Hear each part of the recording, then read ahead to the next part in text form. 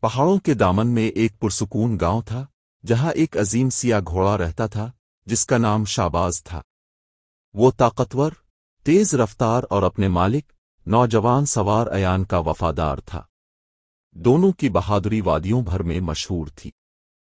ایک شام ایک بوڑھے مسافر نے ایان کو خبردار کیا، اندھیری رات میں موت کے راستے پر مت جانا۔ جو بھی گیا ہے کبھی واپس نہیں آیا۔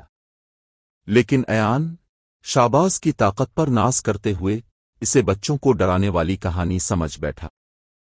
طوفانی رات کو جب بادلوں نے چاند کو چھپا لیا، وہ شاباز پر سوار ہوا اور موت کے راستے کی طرف بڑھ گیا۔ وہ تنگ راستہ جو پہاڑ کے کنارے پر بنا تھا، ہوا گرج رہی تھی، پتھر کانپ رہے تھے اور سائے زندہ محسوس ہوتے تھے۔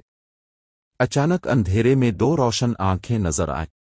وہ ایک جنگلی بھوتیا بھیڑیا تھا جو اس راستے کا پہرے دار مانا جاتا تھا۔ شاباز ڈر کر اچھل پڑا لیکن ایان نے لگام مضبوطی سے پکڑے رکھی۔ بھیڑیا جھپٹا اور شاباز نے پوری طاقت سے خطرے کا مقابلہ کیا۔